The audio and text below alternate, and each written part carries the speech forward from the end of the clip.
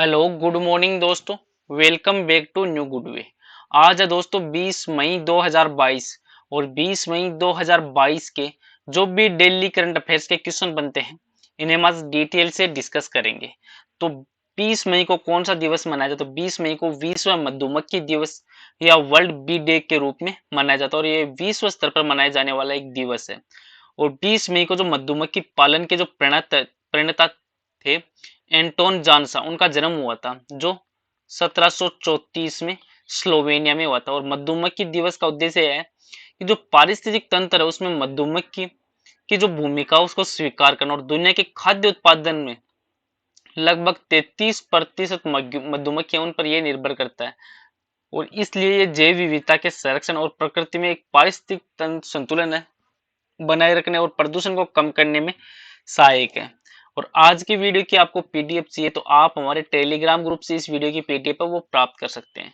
तो चलिए दोस्तों स्टार्ट करते हैं क्वेश्चन नंबर 1 से। और आज का वीडियो आपको अच्छा लगे तो चैनल को सब्सक्राइब और इसका बेल आइकन वह जरूर प्रेस करें ताकि डेली की जो वीडियो अपलोड कर रहा हूं उनका नोटिफिकेशन है वो आपको मिलता रहे। तो क्वेश्चन नंबर 1 है कि वडनगर अंतर्राष्ट्रीय सम्मेलन का मेजबान राज्य वो कौन सा है? तो आंसर दोस्तों ये गुजरात राज्य।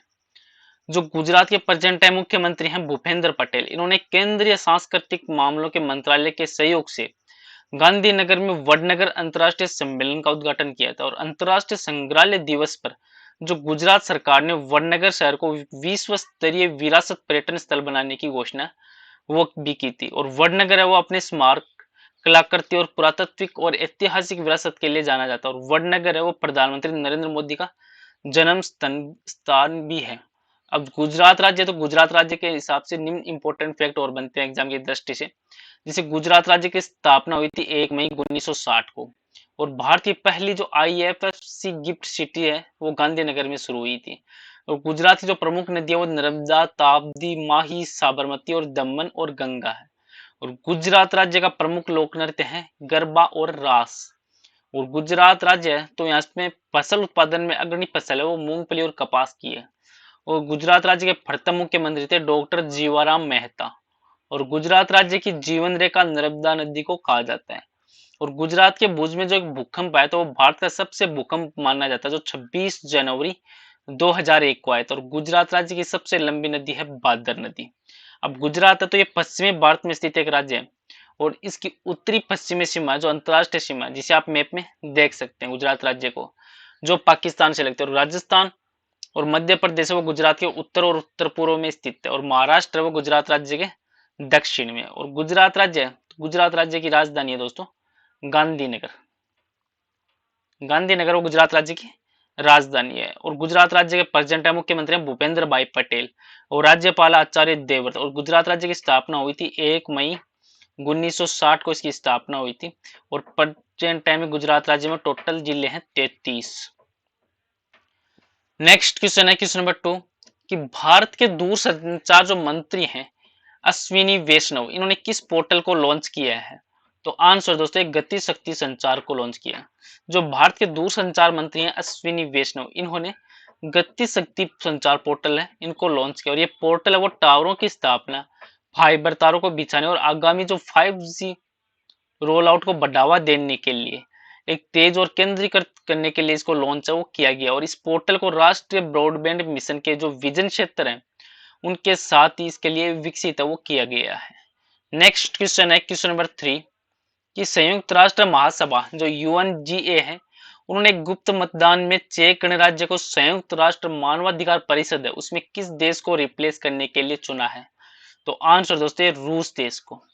जो संयुक्त राष्ट्र महासभा है यूएनजीए, इन्होंने एक गुप्त मतदान में चेक गणराज्य को संयुक्त राष्ट्र मानव जो अधिकार परिषद है उसमें रूस को रिप्लेस के लिए चुना गया। और संयुक्त राष्ट्र महासभा है उसमें 157 देश है, उन्होंने चेक गणराज्य के पक्ष में मतदान किया है और 23 ने मतदान से परहेज किया है। और चेक गणराज्य वो 31 दिसंबर 2023 तक संयुक्त राष्ट्र मानवाधिकार परिषद है उसकी सीट पर वो बना है और रहेगा।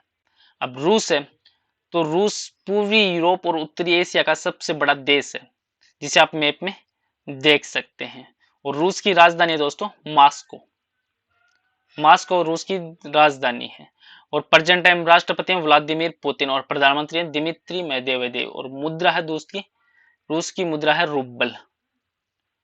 नेक्स्ट क्वेश्चन है क्वेश्चन नंबर 4 कि विश्व दूरसंचार और सूचना समाज दिवस है वह किस दिन मनाया जाता है? तो आंसर दोस्तों ये 17 मई को मनाया जाता है और हर वर्ष विश्व जो दूरसंचार और सूचना समाज दिवस है ये 17 मई को मनाया जाता है।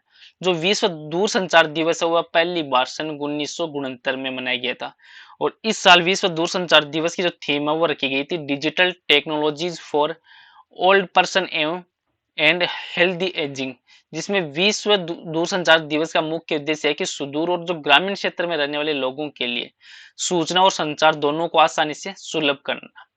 अब मई मंथ है तो मई मंथ में निम्न इंपोर्टेंट दिवस और मनाए जाते हैं, जैसे 1 मई को मनाया जाता है अंतर्राष्ट्रीय श्रम दिवस, 3 मई को मनाया जाता है प्रेस स्वतंत्रता दिवस, 4 मई को मनाया जाता है कोयला खदान दिवस, 5 मई को मनाया जाता है मिडवाइफ्स के लिए अंतर्राष्ट्रीय दिवस, 8 मई को मनाया जाता है विश्व रेड क्रॉस दिवस, 9 मई को मनाया जाता है विजय दिवस, 11 मई को मनाया जाता है राष्ट्रीय प्रौद्योगिकी दिवस, 12 मई को मनाया जाता है अंतर्राष्ट्रीय नर्स दिवस और 15 मई को मनाया जाता है विश्व परिवार दिवस के रूप में। नेक्स्ट क्वेश्चन है क्वेश्चन नंबर 5 है कि कौन सा राज्य है जो 12वीं हॉकी इंडिया सीनियर महिला राष्ट्रीय चैंपियनशिप 2022 का चैंपियन है? तो आंसर दोस्तों उड़ीसा राज्य। जो उड़ीसा की 12वीं हॉकी है इंडिया सीनियर महिला राष्ट्रीय चैंपियनशिप 2022 इस चैंपियन के रूप में उड़ीसा वो उभरा है और उड़ीसा ने मध्य प्रदेश और भोपाल में आयोजित हुआ था जो प्रतियोगिता उसमें फाइनल में कर्नाटक को 2.0 से अंकों से जीत है वो हासिल की और झारखंड ने हरियाणा को हराकर इस प्रतियोगिता में तीसरा स्थान है वो हासिल किया।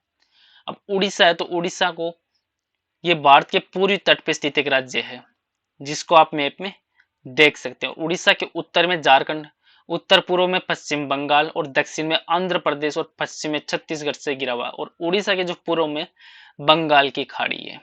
अब उड़ीसा है तो उड़ीसा की राजधानी है दोस्तों भुवनेश्वर। भुवनेश्वर वो उड़ीसा की राजधानी है और प्रेजेंट टाइम मुख्यमंत्री हैं नवीन पटनायक और राज्यपाल गणेशी लाल और उड़ीसा की स्थापना हुई थी 26 जनवरी 1950 को। उड़ीसा में टोटल जिले हैं 30। नेक्स्ट क्वेश्चन है क्वेश्चन नंबर 6 है कि हसन शेख मोहम्मद को किस देश के राष्ट्रपति के अगले राष्ट्रपति के रूप में चुना गया है? तो आंसर दोस्तों ये सोमालिया के राष्ट्रपति के रूप में। जो सोमाली विधायकों ने पूर्व नेता थे हसन शेख मोहम्मद इनको अफ्रीकी देश का अगला राष्ट्रपति है ये चुना है और हसन शेख मोहम्मद है जिन्होंने 2012 में से लेकर 2017 के बीच सोमालिया के राष्ट्रपति के रूप में कार्य किया है और इन्होंने जो सोमालिया की राजधानी है मोगादिशु इसमें मुकाबला वो जीता है जिसमें 165 से भी अधिक वोट है वो हसन शेख मोहम्मद के पक्ष में थे। जो मौजूदा राष्ट्रपति थे मोहम्मद अब्दुल्लाही मोहम्मद को हराने के लिए एक आवश्यक संख्या से भी अधिक थे। अब सोमालिया है तो सोमालिया अफ्रीका के पूर्वी किनारे पर स्थित एक देश है जिसको आप मैप में देख सकते हैं और इसके अफ्रीका के पूर्वी किनारे पर है और इसके उत्तर पश्चिम में जिबूती, दक्षिण पश्चिम में केन्या और उत्तर में अदन की खाड़ी और पूर्व में हिंद महासागर और पश्चिम में इथियोपिया है सोमालिया के। अब सोमालिया की राजधानी है मोगादिशु। मोगादिशु है वो सोमालिया की राजधानी है। प्रेजेंट टाइम यहाँ के राष्ट्रपति हैं हसन शेख मोहम्मद और इनसे पहले थे शरीफ अहमद और प्रधानमंत्री हैं उमर राशिद अली शर्मा के और यहाँ की मुद्रा है वो है सोमालियाई शिलिंग या इसको एसओएस भी बोलते हैं सोमालियाई शिलिंग। नेक्स्ट क्वेश्चन है क्वेश्चन नंबर 7 कि India technical and economic corporation किस मंत्रालय से संबंधित है? तो आंसर दोस्तों ये विदेश मंत्रालय से। जो India technical and economic corporation है ITEC इस कार्यक्रम में विदेश मंत्रालय की एक पहल है जिसमें ITEC सदस्य के जो देश है उनमें प्रतिभागियों को प्रशिक्षित है वो किया जाता है और भारतीय राष्ट्रपति हैं रामनाथ कोविंद जिन्होंने जमैका यात्रा है जिसमें किसी भारतीय राष्ट्रपति की पहली यात्रा है जमैका की और भारत ने जमैका के लिए ITEC स्लॉट 30 से बढ़ाकर अब 60 वो कर दिया गया है। नेक्स्ट क्वेश्चन है क्वेश्चन नंबर 8 कि वायु प्रदूषण से संबंधित जो भी मौतों की संख्या वो सबसे अधिक किस देश में दर्ज की गई है? तो आंसर दोस्तों ये भारत देश में।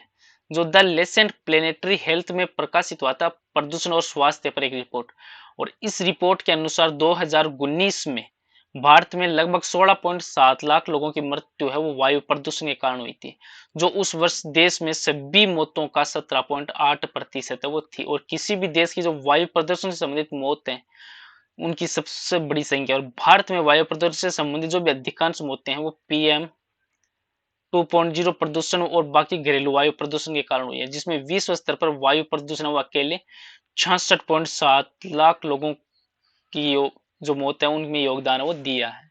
नेक्स्ट क्वेश्चन है क्वेश्चन नंबर 9 कि अंतरराष्ट्रीय संग्रहालय दिवस 2022 की थीम क्या है? तो आंसर है दोस्तों ये संग्रहालय की शक्ति, जो विश्व भर में 18 मई को मनाया जाता है अंतरराष्ट्रीय संग्रहालय दिवस। और इस दिवस है वो विश्व भर में संग्रहालयों के प्रति जागरूकता बढ़ाने के लिए मनाया जाता है। और इस साल है अंतरराष्ट्रीय संग्रहालय दिवस 2022 की थीम रखी गई थी संग्रहालय की शक्ति। और अंतरराष्ट्रीय संग्रहालय दिवस 2022 है इसकी थीम का उद्देश्य है कि 3 लेंसों के माध्यम से समुदाय में सकारात्मक परिवर्तन लाने के लिए संग्रहालयों की क्षमता का पता लगाना। नेक्स्ट क्वेश्चन है क्वेश्चन नंबर 10 कि किस देश ने गेहूं के निर्यात पर रोक लगा दी है? तो आंसर दोस्तों भारत देश के द्वारा, जो भारत सरकार है इन्होंने गेहूं के निर्यात पर रोक लगाई है। और ये रोक वो इसलिए लगाई गई है क्योंकि जो देश में गेहूं का संकट है वो बढ़ गया और केंद्र सरकार ने स्थानीय कीमतों को काबू में रखने का एक लिए एक कदम वो उठाया है। और भारत है वो विश्व का दूसरा,